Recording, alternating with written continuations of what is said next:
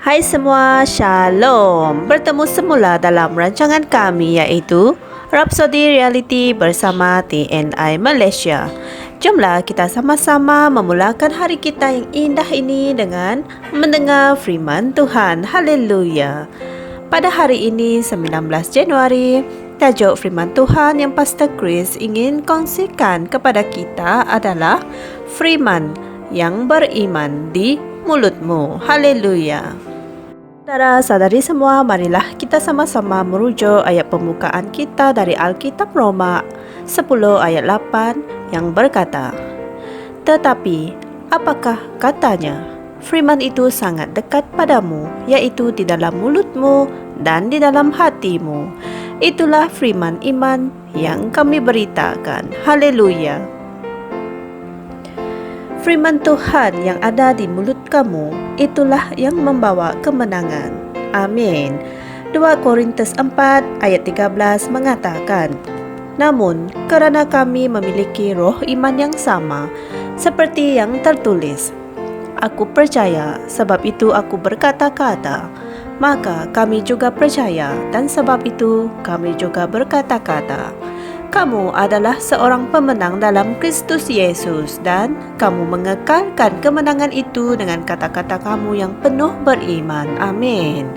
Tidak kira apa yang berlaku di sekelilingmu, berbicaralah seperti seorang pemenang. Haleluya. Hendaklah kamu mengucapkan kebenaran, mengucapkan kejayaan, kemuliaan, dan kecemerlangan.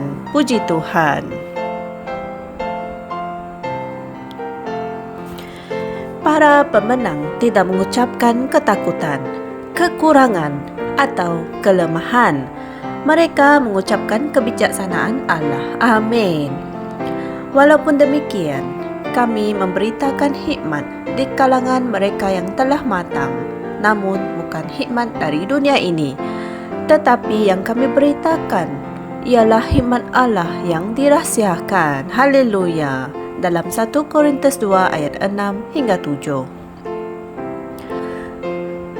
Orang lain mungkin sedang merungut mengenai kegelapan di dunia pada hari ini, tentang penurunan saham pasaran global dan ekonomi dunia.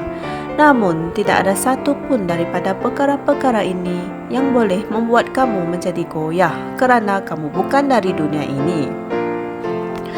Apabila orang mengalami kejatuhan, kamu harus berkata, "Aku ditinggikan." Haleluya. Tali pengukur telah jatuh bagiku di tempat-tempat yang menyenangkan. Ya, aku memiliki warisan yang indah. Kemakmuranku tidak bergantung pada keadaan.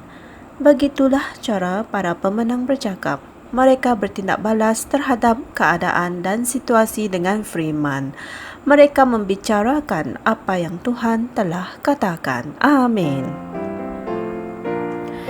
Ibrani 13 ayat 5 hingga 6 mengatakan, Allah telah berfirman, sebab itu dengan yakin kita dapat berkata, Amin. Sekiranya kamu sedang mengalami simptom-simptom penyakit, misalnya, jangan menyuarakan simptom-simptom tersebut. Sebaliknya, istiharkanlah penyembuhan dan tubuh yang sehat. Amin. Jika kamu merasa lemah, nyatakanlah kekuatan. Sahkan dengan tegas bahawa kehidupan Tuhan yang ada di dalam kamu adalah lebih berkuasa. Dan oleh itu, hancurkan dan singkirkan setiap penyakit dan kesakitan dari tubuhmu. Haleluya. 1 Yohanes 5 ayat 4 mengatakan, kerana semua yang lahir dari Allah mengalahkan dunia, dan inilah kemenangan yang mengalahkan dunia, yaitu iman kita. Amin. Teruskanlah mengesahkan kebenaran dan kehidupan kemenangan kamu dalam Kristus. Hendaklah kamu menguasai dan memerintah keadaan dengan firman yang beriman di mulutmu. Puji Tuhan. Saudara-saudari sekalian, marilah kita sama-sama membuat pengakuan ini. Hidupku menyatakan kemuliaan Tuhan, kesaksian tentang rahmat dan kebenarannya. Aku sentiasa menang dalam semua perkara. Aku membuahkan hasil produktif dan efektif dalam pelayanan Injil. Haleluya. Saudara-saudari sekalian, untuk renungan tambahan, kalian boleh merujuk dari Alkitab Markus 11 ayat 22 hingga 23 dan Yosua 1 ayat 8. Haleluya. Jangan lupa beritakan Injil firman Tuhan ini kepada semua orang, kawan-kawan, keluarga, jiran-jiran, dan sesiapa sahaja dengan menekan butang like, share dan subscribe di YouTube channel Rhapsody Reality Malaysia. Jumpa lagi esok. Tuhan memberkati.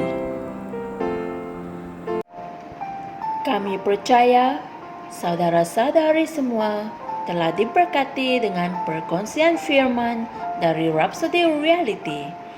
Bagi sesiapa yang ingin menjadikan Yesus Kristus sebagai Tuhan dalam kehidupanmu, kamu boleh mengucapkan doa ini bersama dengan saya. Ya Tuhan Allah, aku mempercayai Yesus Kristus, Anak Allah yang hidup dengan sepenuh hatiku. Aku percaya Dia telah mati untukku dan Allah telah membangkitkan Dia dari kematian. Aku percaya Dia hidup hari ini.